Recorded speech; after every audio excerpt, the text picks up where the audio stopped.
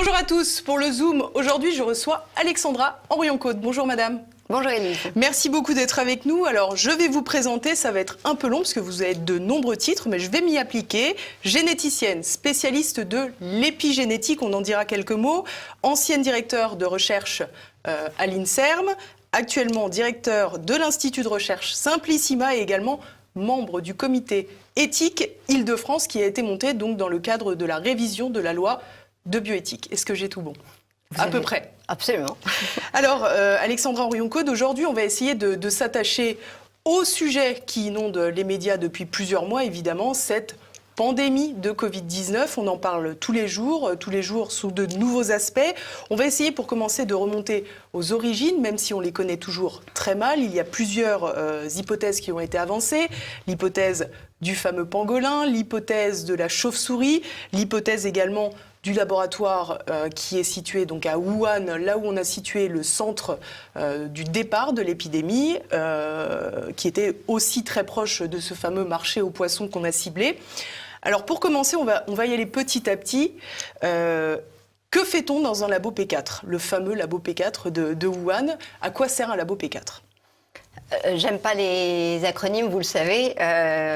Donc ces laboratoires qu'on appelle P3, P4 sont des laboratoires dont le niveau de précaution, de sécurité va être croissant en fonction du nombre. C'est-à-dire plus le nombre est élevé, c'est-à-dire le P4 étant le plus élevé, plus les précautions, les systèmes de sécurité pour les personnes qui travaillent dans le laboratoire vont être élevées. Voilà, donc ça c'est... Et évidemment, on imagine que c'est en correspondance avec le matériel qui est manipulé, le matériel génétique, virologique. Le but étant de limiter la dangerosité des expériences qui sont faites pour ceux qui travaillent dans ces enceintes-là. Et pour ceux qui sont autour aussi. Bien sûr. Parce qu'effectivement, il y a des systèmes de ventilation, de pression dans les différentes pièces qui visent à ne pas propager un virus qui pourrait sortir de là. Voilà. Après, toute enceinte, tout château fort a des failles qui sont des failles humaines. Et il n'existe pas de château fort inviolable.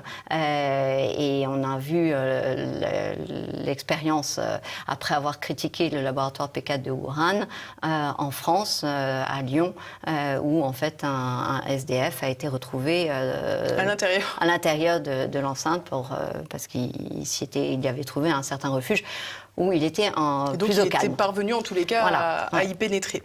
Alors, si on prend l'hypothèse pangolin-chauve-souris, c'est ce qu'on appelle la zoonose, la progression entre guillemets du virus qui peut passer de l'animal à l'humain. On sait que ça existe, c'est possible. Oui, oui, absolument. C'est un virus. Le coronavirus fait partie de ces virus dont on a vu qu'il pouvait passer de l'homme, du chameau à l'homme, du chat à l'homme. Et globalement, il circule beaucoup, par exemple, chez la chauve-souris, chez le furet, et puis aussi le fameux petit pangolin. Voilà. Alors, il a eu bon dos, le pangolin. On a vu aussi qu'il y avait d'autres théories, d'autres hypothèses. C'est d'ailleurs ce qu'a mis en avant le professeur Montagnier. On en a beaucoup parlé, plus du tout.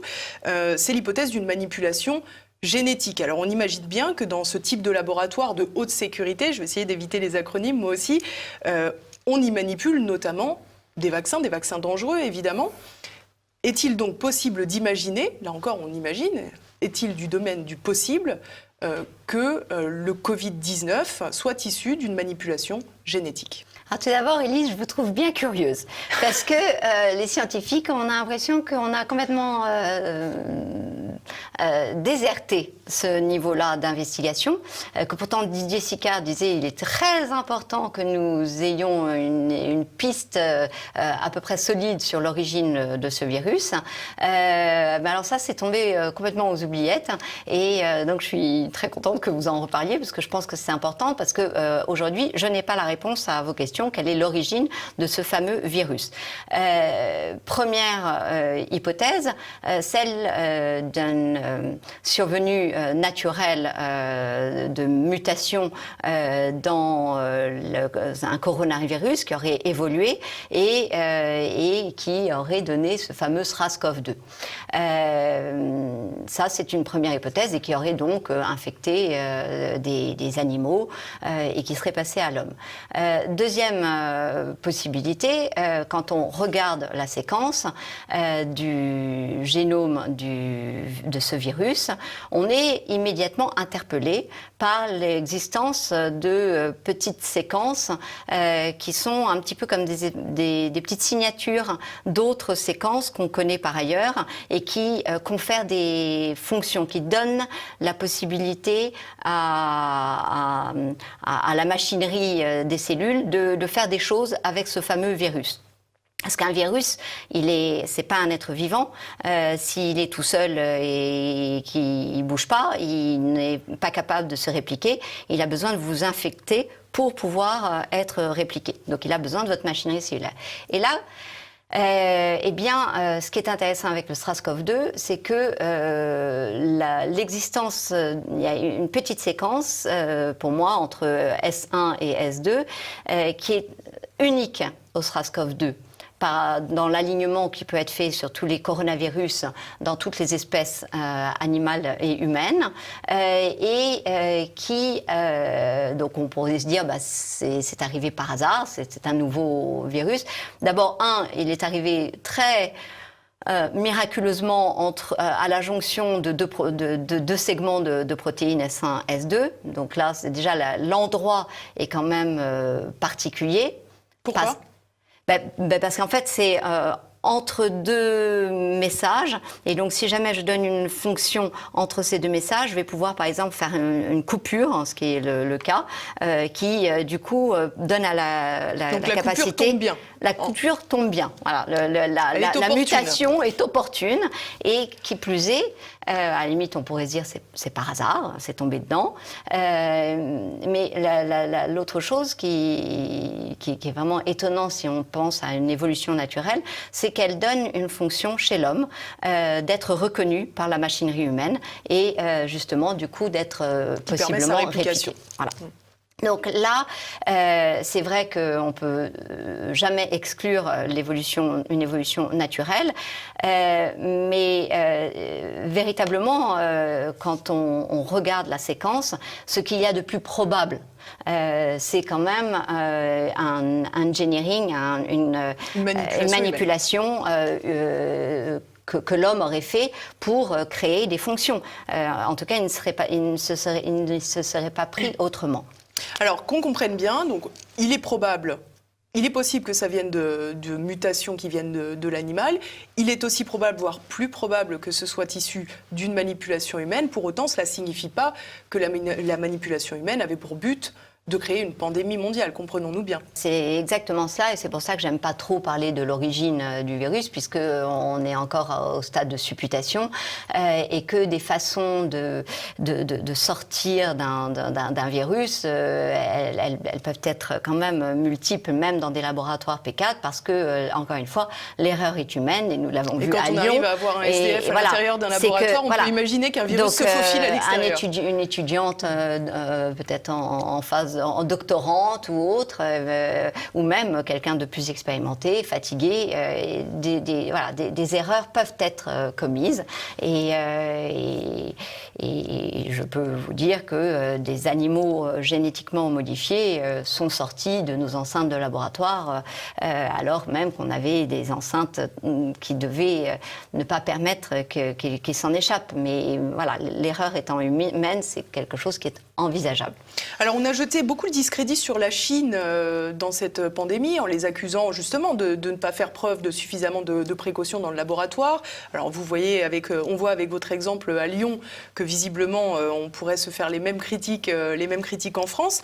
Quel est le regard que vous portez justement sur la Chine, qui je crois va multiplier ses laboratoires sur son territoire? Oui, alors ça c'est...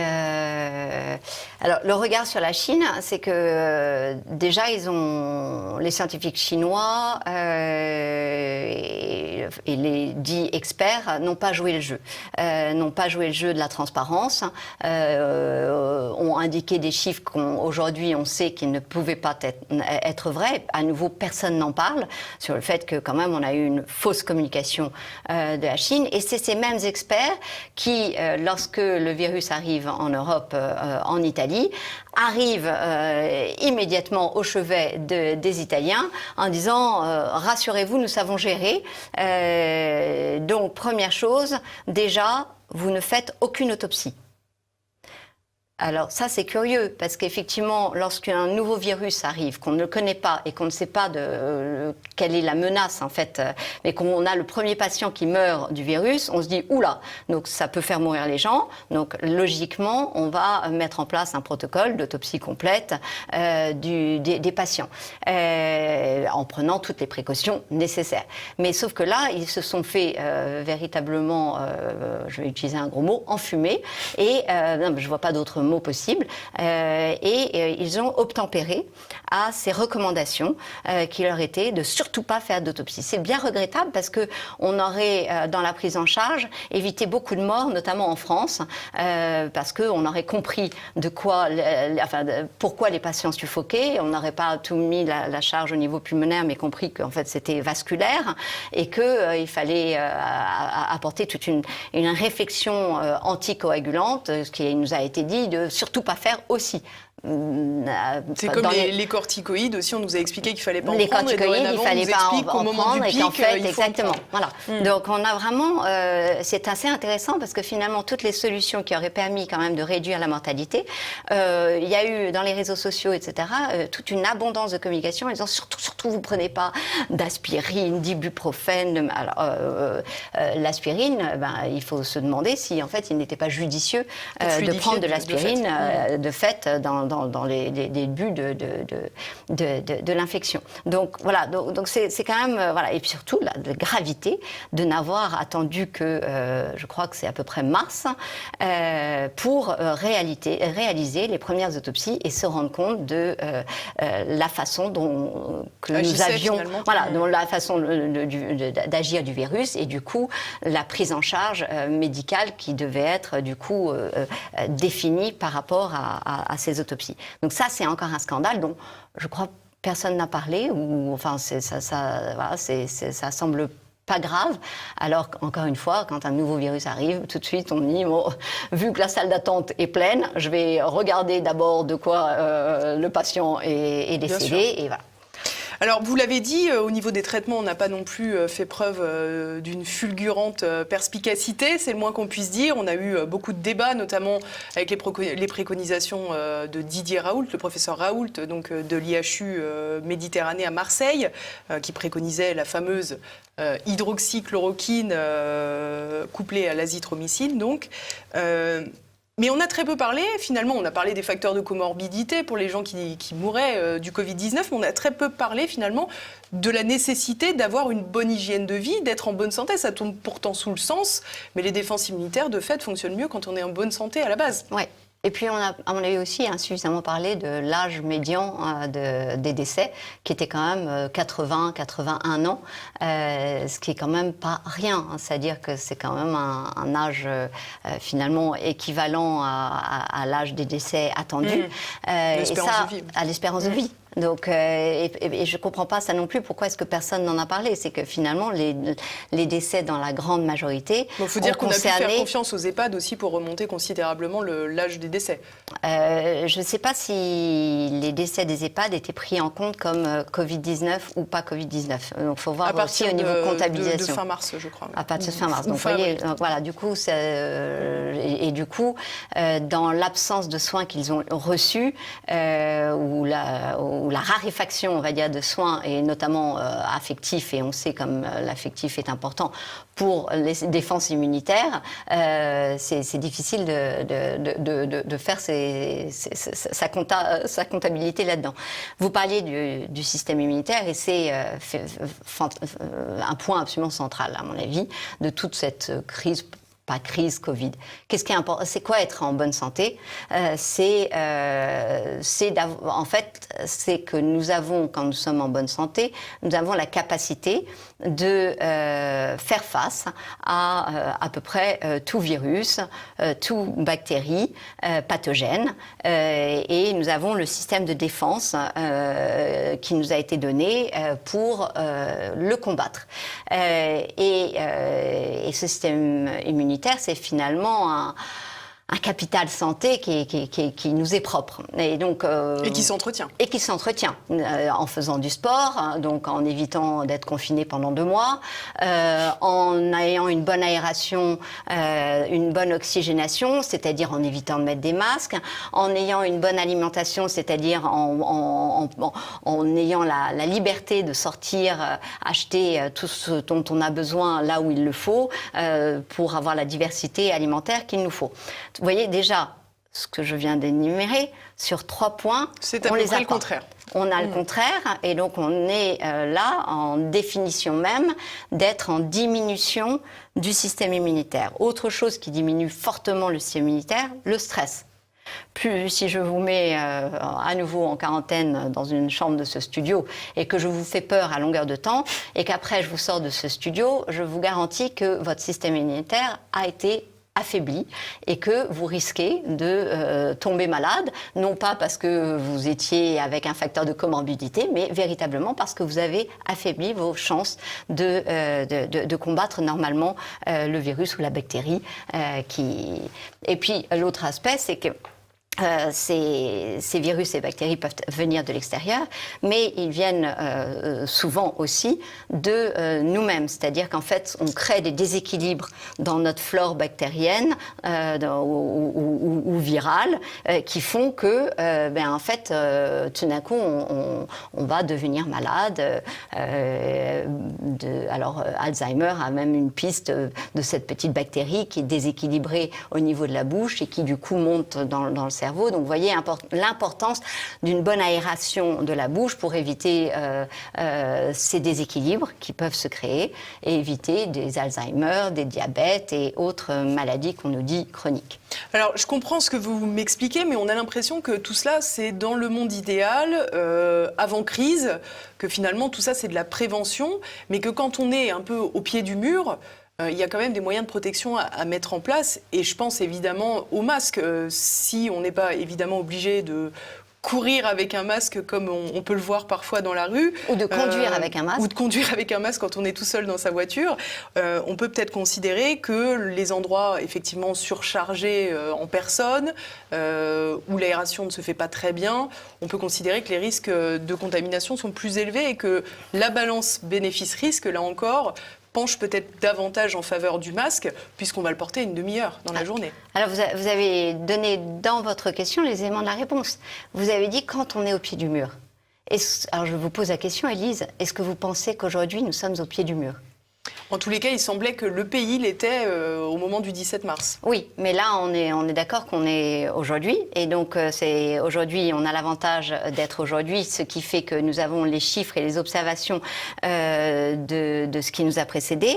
Et donc, nous avons un petit peu plus de vision sur la prise en charge médicamenteuse qui finalement, où on voit que le cocktail d'un macrolide, d'une antibiotique macrolide de type azithromycine, de zinc et pourquoi pas, pour dire un gros mot, de plaquenil, a quand même un effet notable sur les patients lorsqu'il est donné au début de l'infection. Donc, aujourd'hui, ça veut dire quoi? Ça veut dire qu'on sait quand même globalement traiter les cas de Covid. Deuxièmement, qu'il y a une raréfaction des cas de Covid, même si par les tests, on en diagnostique de plus en plus. Il faut pas faire l'erreur de penser que nous sommes toujours dans une épidémie.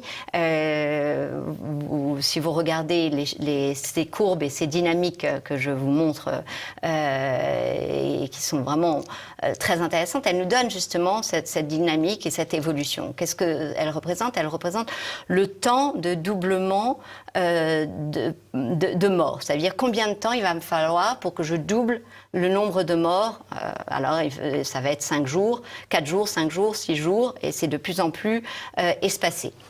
On s'aperçoit de quoi que, vous voyez que tous les pays, la plupart des pays, en tout cas européens, ont l'épidémie a cessé. Donc vous voyez cette chute verticale nette qui montre que l'épidémie a cessé. Autre point intéressant, c'est que vous remarquez aussi que la pente est en train de diminuer. C'est-à-dire que dans les pays où le Covid sévit encore, comme l'Inde, le Brésil, eh bien, la pente est en train de diminuer. Ça veut dire que il faut de plus en plus de temps pour avoir un doublement des morts. Ça veut dire que le virus est en train, au niveau mondial, de perdre aussi en force. Donc, dans nos pays, il n'y a plus. Dans certains pays, il y a encore, mais visiblement, on n'est plus sur les mêmes épisodes que précédemment, et en mort confirmée. Alors, est-ce que c'est parce que le virus perd en force, ou est-ce que c'est parce que nous savons traiter le Covid?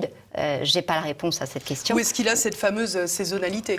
Où est-ce qu'il a cette fameuse... alors, saisonnalité, je n'ai pas vu. C'est peut-être pas le mot adéquat. Voilà, pour moi, saisonnalité, je l'ai entendu dans les médias. Je me suis dit, mais d'où est-ce que ça sort? Parce que ce qui a été montré, c'est depuis le début, par des différents articles et différentes méthodologies, donc c'est de façon intéressante, pour une fois consensuelle, c'est qu'il y avait un effet de la température sur la phase le début de l'infection du virus dans une population.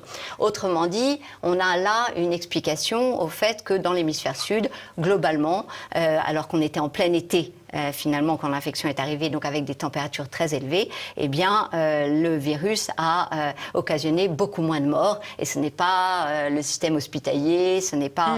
mais c'est véritablement l'effet température dont l'Australie, la Nouvelle-Zélande, certains pays les îles Maurice, la Réunion, ont bénéficié. Après, à Mayotte, il s'est passé quelque chose d'intéressant. Ils ont confiné. Alors ça, c'est très intéressant parce que du coup, ça a créé beaucoup plus de morts qu'il n'y aurait dû en avoir. Pourquoi? Parce que lorsque vous êtes confiné sous une tôle ondulée dans une case et que vous n'avez plus le droit de sortir, bien effectivement, là, vous diminuez fortement vos résistances et votre... Confiné en sauna, oui. Oui, confiné en sauna, ça n'a jamais été bon. Donc c'est un mode de vie où on est habitué à sortir. Ça m'amène à quoi? Ça m'amène au fait que sur cette gestion de crise, je ne comprends pas d'abord pourquoi on en fait autant alors qu'on peut raisonnablement se mettre à douter du mot même de pandémie quand on voit que finalement au niveau mondial, à mois équivalent sur les autres années, nous n'avons pas assisté à la surmortalité qui est attendue par une pandémie. Nous sommes aujourd'hui à 650 000 morts dans le monde, si j'en crois les chiffres. On peut penser aussi que le confinement qui a été pratiqué assez généralement a évité d'autres morts. Je pense ça, pour le coup, aux accidents de la route, basiquement, etc. Oui, ça, vous avez raison. Vous avez raison que pendant longtemps, mais je pense aussi qu'il y a eu une surmortalité pour le coup, et ça on le sait. Pour les chroniques, les maladies chroniques. Maladies vasculaires, beaucoup d'arrêts cardiaques, parce que justement, ou de cancer, parce qu'ils n'osaient plus se faire traiter, ils n'osaient plus aller à l'hôpital. Donc on a des effets, on en a dans tous les sens qui, à mon avis, se neutralisent les uns les autres. C'est-à-dire que oui, c'est éminemment complexe, mais en tout cas, on s'en fiche. L'idée, c'est de regarder, at the end of the day, à la fin de la journée, est-ce qu'on a eu une surmortalité ou pas? Elle n'est pas notable. Donc voilà. C'est pas la grippe espagnole, en tout cas, pour le moment. Mais c'est pas pour le moment, parce qu'en fait, je vous arrête, pardonnez-moi, mais c'est pas pour le moment, parce que vous voyez bien ces courbes que je vous ai montrées, c'est plus pour le moment. On arrête. Alors quand on est en train de nous dire, il y a des scientifiques qui disent qu'il va y avoir une deuxième vague. Alors moi j'aimerais bien les confronter sur ce plateau ou sur n'importe quel autre plateau, ces scientifiques, parce qu'une deuxième vague qui suit une première vague d'une épidémie qui a la forme d'une cloche. Et qui fait une deuxième cloche dans la foulée, personnellement, je n'en ai pas rencontré. J'ai cherché, je n'en connais pas. Je ne dis pas que ça ne peut pas exister, mais vraiment, j'ai cherché beaucoup. Donc, en fait, ce qui existe en revanche, c'est qu'à des temps espacés, il puisse arriver d'avoir une autre petite courbe. Et en général, ces courbes-là sont des courbes bien moins importantes que précédemment et beaucoup plus limitées en géographie que les premières courbes. Donc, il faut arrêter avec cette idée de deuxième vague. Et donc, ce qui veut dire que quelle est l'indication, face à tout ce que je vous ai dit, de mettre un masque à une population qui a déjà eu son système immunitaire affaibli pour les raisons que je vous ai citées, notamment de ne pas finalement rencontrer d'autres personnes, donc finalement d'avoir cette espèce d'échange permanent qu'on a de nos bactéries, de nos virus, etc., qui est un flux naturel, qui est un flux même vital. On le voit chez le petit enfant qui, dès sa naissance, par les voies basses, il va se prendre une explosion, une bombe littérale. Bactériologique. Il a une attaque bactériologique et après ça, il a d'autres attaques bactériologiques. Si en plus il est mis au sein ou même avec les biberons, on essaye de stériliser, etc. Mais enfin, il a plein d'attaques bactériologiques. Et comme si c'était pas assez, de toute façon, dès qu'il va pouvoir avoir manger de la terre, il va manger de la terre, manger les clés, pardonnez-moi, et etc., etc. Donc en fait, il va porter à la bouche tout un tas de... C'est pas parce qu'il a des tics, c'est pas parce que c'est un grand malade de l'oralité, parce qu'il les tête pas, vos clés, votre trousseau de clés, il le suce. Donc on voit bien là qu'il s'expose. Alors je ne dis pas donner des clés dégoûtantes à tous vos petits bébés, mais on voit bien quand même qu'on a ce besoin. Et la personne âgée, de la même façon, elle a ce besoin. Je ne connais pas vraiment de personnes âgées qui n'aiment pas qu'on leur prenne la main longtemps. Je ne sais pas, alors j'imagine qu'il se passe quand même beaucoup de choses par le toucher, mais je pense qu'il y a aussi cette espèce d'échange dont ils ont besoin. Ils ont besoin physiquement pour leur état, leur bien-être, et l'hypothèse est lancée, et pourquoi pas pour aussi enrichir leur bactériome parce qu'ils ont moins de rencontres avec l'extérieur. Donc voilà, c'est assez paradoxal parce que c'est au moment où on découvre toutes les merveilles du fait que vous êtes plus de bactéries que de cellules humaines et l'importance de cette richesse qui est votre, on dit microbiome, c'est l'ensemble de toutes vos petites bestioles, et on découvre toute la richesse et l'importance, et paradoxalement, c'est le moment où on dit, on va appauvrir ça en vous collant un mouchoir, et moi j'aime bien dire, Élise, et si avant cet épisode de folie collective qui nous mène dans le mur d'une économie abîmée colossalement en profondeur, je vous avais dit, prenez un mouchoir. Sortez un mouchoir parce que vous êtes gentille, complaisante. Et obéissante. Je ne sais pas si vous l'étiez à l'époque. Maintenant, vous l'êtes devenue, ça c'est certain. Et je vous dis, crachez 2-3 fois sur votre mouchoir. Et là, je vous dis, maintenant, vous le gardez pendant 2-3 heures là, sur votre nez. Est-ce que vous l'auriez fait ? Vous ne l'auriez pas fait et vous seriez dit, elle est dingo celle-là. Et moi, je vous aurais dit, c'est pour vous protéger que je vous dis de faire ça, parce qu'il y a la tuberculose qui sévit, et effectivement, la tuberculose sévit à nouveau dans nos pays, parce que par l'arrivée des migrants qui ont des politiques vaccinales toutes différentes, il y a des recrudescences de tuberculose, 1,5 million de morts de tuberculose contre 600 000 morts du Covid. On n'entend pas parler de la tuberculose. La tuberculose est hautement contagieuse. Donc, eh bien, vous ne l'auriez pas fait. Vous ne l'auriez pas fait par votre bon sens. C'est-à-dire que vous auriez su que je vous racontais quelque chose de bizarre qui allait vous déséquilibrer sans que vous sachiez exactement quoi. Et voilà, et en fait, ça appelle à votre bon sens, c'est-à-dire qu'effectivement, les petites mailles des masques qu'on utilise, d'ailleurs, il est bien marqué sur chaque boîte de masque qu'elles ne protègent pas du tout du Covid. Non, regardez, ce soir en rentrant chez vous, si vous avez une boîte, regardez donc, je vous invite. C'est parce qu'effectivement, les mailles sont tellement énormes qu'elles laisseraient passer des centaines de milliers de particules de virus, de coronavirus. Donc voilà, on a... Alors j'ai cru comprendre que vous étiez sceptique sur les masques. J'ose imaginer que vous êtes d'autant plus sceptique. Je ne suis pas sceptique sur les masques contre le Covid-19, lorsque c'est utilisé comme il le faut, au moment où il le faut, par une population qui sait l'utiliser, etc., etc. Donc j'étais une des premières à dire que et le masque dans les pays asiatiques, ça avait permis de freiner, et pourtant ils n'avaient pas confiné. Donc ça dépend. En fait, à chaque fois, vous voyez, le confinement à Mayotte, ça a été une catastrophe. Bien sûr. Donc en fait, ce qui est important, c'est de se dire, est-ce que notre population, elle est tactile, elle a tendance à mettre la main au visage, ou elle a un rapport au corps plutôt froid.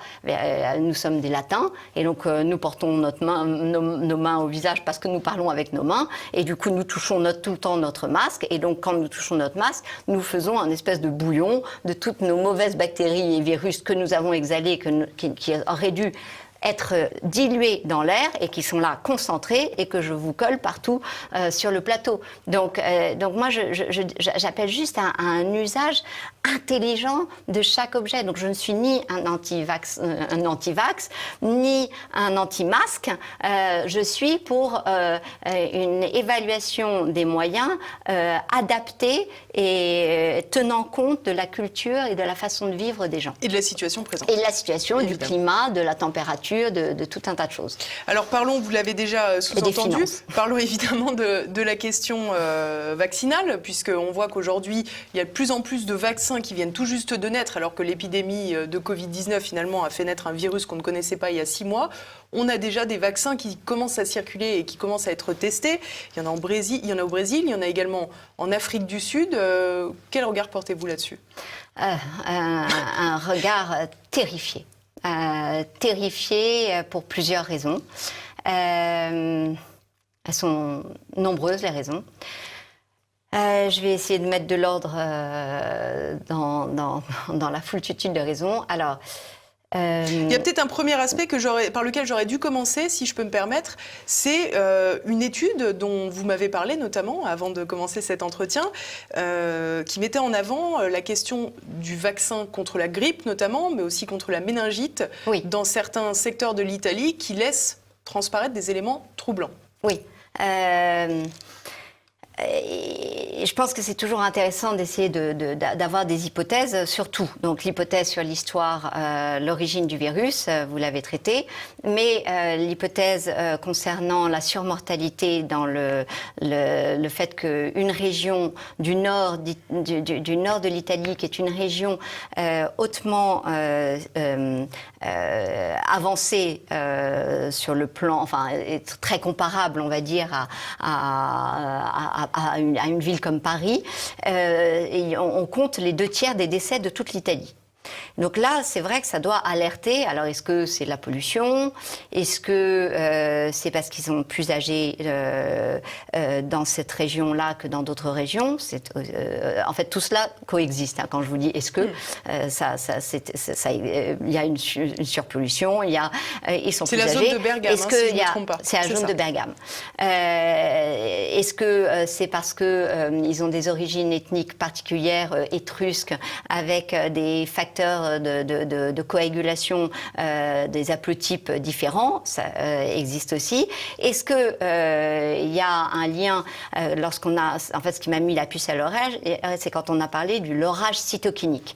Lorage cytokinique, c'est un bien grand mot pour dire qu'en fait, il y a le système immunitaire part en explosion, exactement, et on arrive à un orage cytokinique, typiquement quand on fait une interférence virale. C'est quoi une interférence virale? C'est que y a des virus ou des bouts de virus qui vont se rencontrer au sein d'un même organisme.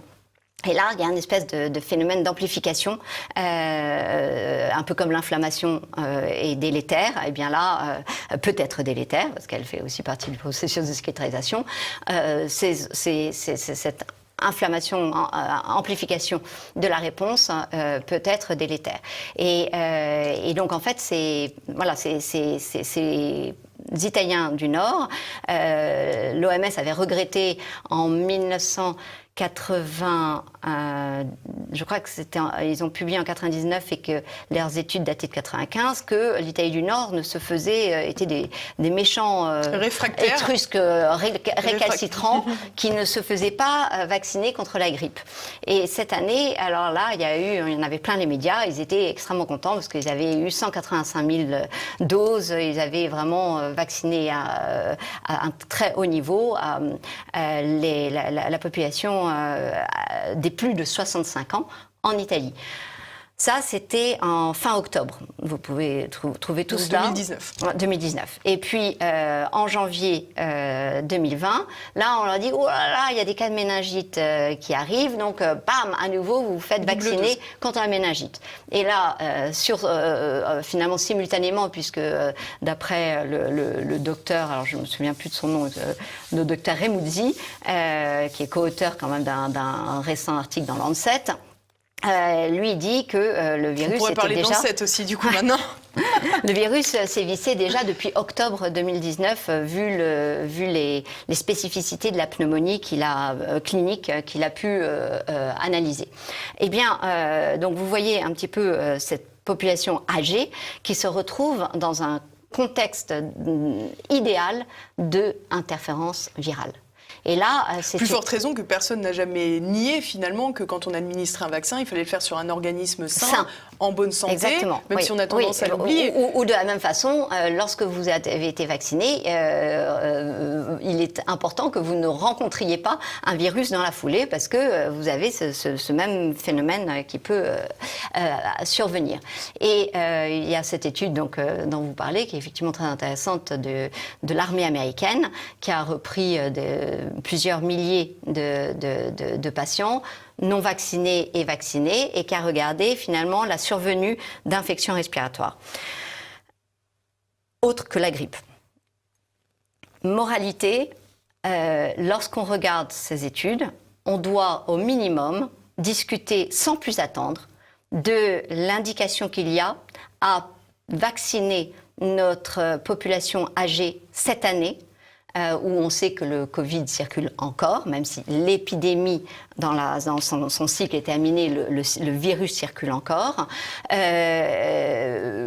parce que sinon on a une chance, d'après ces études, d'augmenter 1,5 fois à 2 fois la possibilité d'avoir certaines infections respiratoires, et notamment véhiculées par le coronavirus.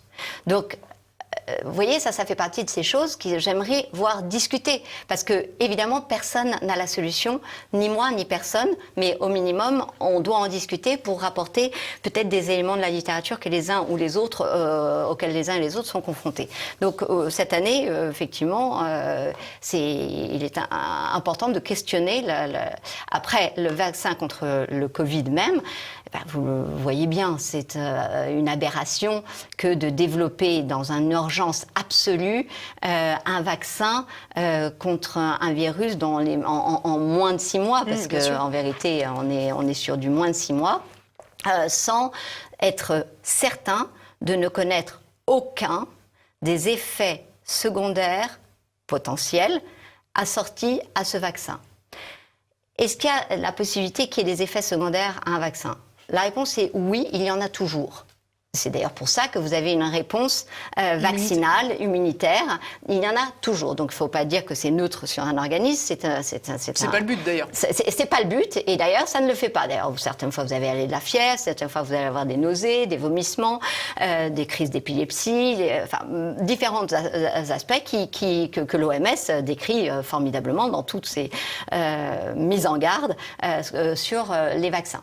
Et donc là, développer dans une urgence chance absolue, vous vaccinez sans connaître les effets. Donc, qu'est-ce que vous dites? Vous dites, on va tester sur des populations qui veulent bien se faire vacciner. Qui va lever le doigt en disant, moi, s'il vous plaît, moi, s'il vous plaît? Pas moi. Pas vous. Et a priori, pas beaucoup de pays. Et donc, l'horreur fait que on a choisi arbitrairement l'Afrique du Sud pour mettre en place une vaccination de force dans des centres tenus secrets.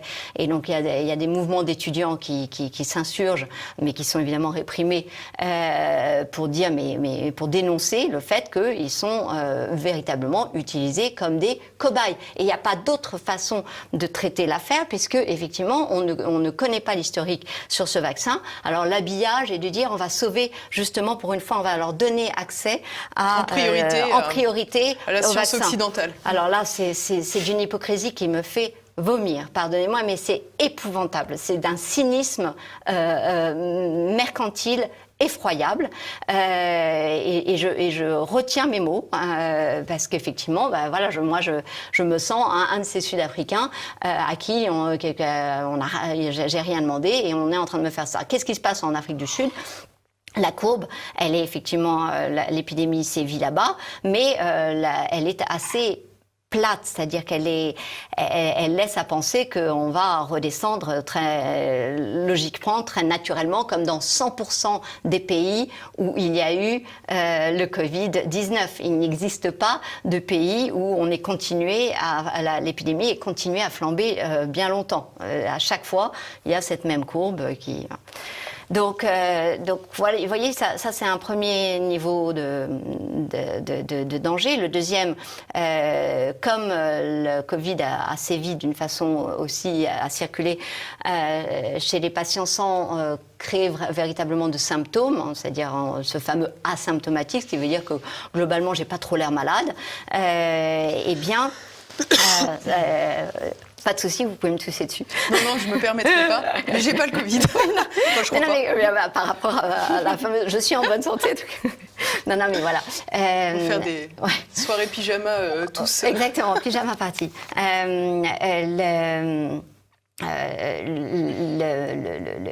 L'exposition. Alors, du coup, je me suis un petit peu perdue. C'est ma faute. Non, c'est pas de faute. L'exposition des asymptomatiques donc, au Covid est réelle. C'est-à-dire que c'est pas parce qu'ils n'ont pas eu de symptômes qu'ils n'ont pas eu le Covid. Et là, vacciner quelqu'un qui a eu le Covid sans le savoir, c'est à nouveau le mettre en danger. Parce que pour les mêmes raisons d'interférence virale, notamment, par exemple, je ne sais pas si vous avez été exposé à la tuberculose, et que vous risquez d'avoir contracté la tuberculose, on ne va surtout pas vous vacciner parce qu'on sait qu'on va faire ce phénomène d'amplification. Il y a à une plus forte chance. raison qu'on ne sait pas grand-chose sur l'immunité du Covid-19. En plus, mais de toute façon, on sait suffisamment de choses sur les virus pour avoir cette précaution qui fait qu'on ne vaccine pas quelqu'un qui a été exposé à la maladie.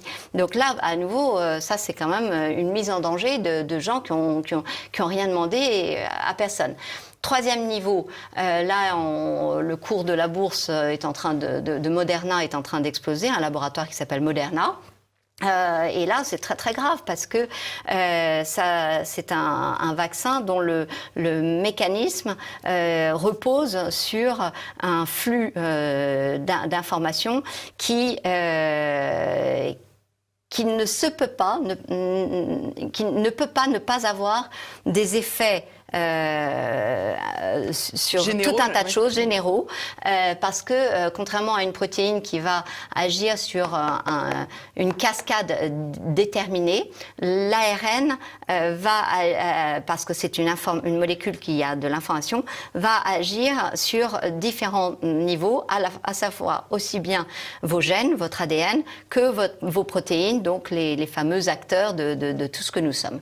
Et donc donc, par ce vaccin-là, qui est à nouveau, on va être dans une expérimentation qui est prévue dès le 27 juillet, si je ne m'abuse. Décidément, ce 27 juillet est une date noire. Il est une date noire parce que en France, les parlementaires vont discuter la deuxième lecture de la loi de bioéthique. À l'Assemblée, ouais. Et c'est d'une gravité sans précédent et bien plus grave que le Covid.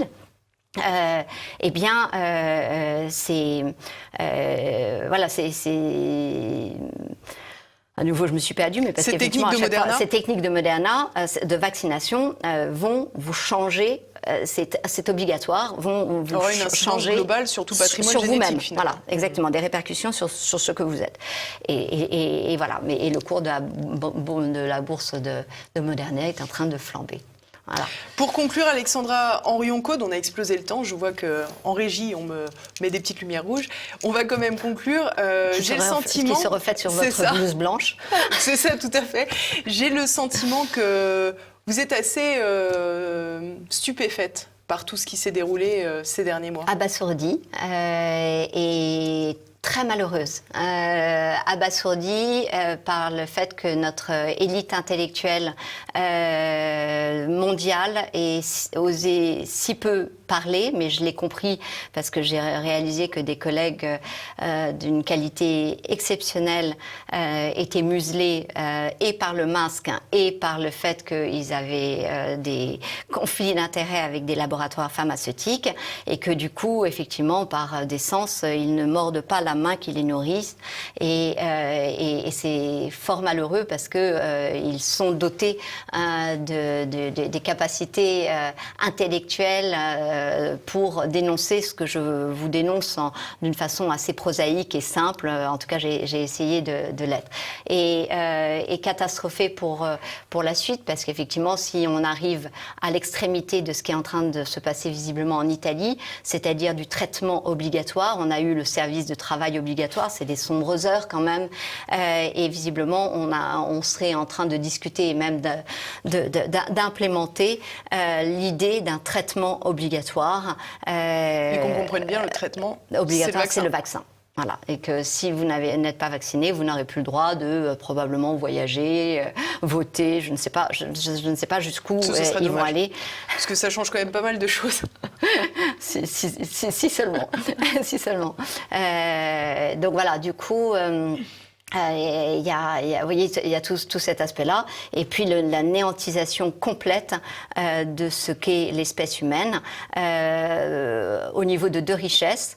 La première dans le désordre, parce que c'est la plus évidente, la richesse de la communication, celle qui fait que j'ai joie de voir non seulement vos beaux yeux, mais aussi vos rictus de bouche, vos sourires, le fait que vous allez crier ou pas crier à ce que je vais dire. Et ça, c'est quand même très important, parce que quand je vous mets un masque, je vous muselle et je vous interdis finalement de voir le visage, d'interagir et du coup de discuter avec l'inconnu. C'est des rencontres que j'ai faites dans ma vie très riche, de rencontrer comme ça des inconnus avec qui même je me suis même mariée. Et heureusement qu'on n'avait pas de masque, parce que je suis pas certaine enfin, je suis certaine qu'on ne se serait pas rencontrés si on avait eu un masque. Donc ces interactions, et puis pour les petits enfants aussi, de comprendre les rictus. Et puis au niveau vital. Donc au niveau de la communication, qui finalement, et au niveau de la vie, de l'essence même de la vie, puisque on néantise toute une partie de la population qu'on va véritablement instrumentaliser à servir de bébé médicament, à servir de cobaye, visiblement. De cobaye, parce que effectivement on poursuit les expériences et on facilite la possibilité de tuer des embryons pour faire des travaux expérimentaux à 14 jours. Donc c'est passé à 21 jours, c'est repassé potentiellement à 14 jours. Est-ce que ça me rassure? Non, pas plus. Vous le savez bien, on est dans une continuité de vie qui fait que non, ça n'est pas rassurant. Et autre aspect, de mélanger, mais heureusement j'ai mes amis de défense des animaux qui hurlent, c'est les seuls, qui hurle sur le fait qu'on est en train de faire des chimères, enfin on est en train de légaliser, d'autoriser des chimères homme-animal et qui est encore une fois une abomination. Donc là on est sur un tapis rouge qui n'a plus du tout de limite au clonage humain. Et à tout ce qui, c'est pour cela que je parle de néantisation de l'humain dans la richesse de son altérité et dans la richesse de sa communication. Donc on a vraiment l'impression que finalement les deux sont à relier l'un avec l'autre. Eh bien, je vous remercie beaucoup pour ce constat réjouissant, Alexandra Henrion-Caude. Merci beaucoup d'être venue nous voir à nouveau. Merci à vous.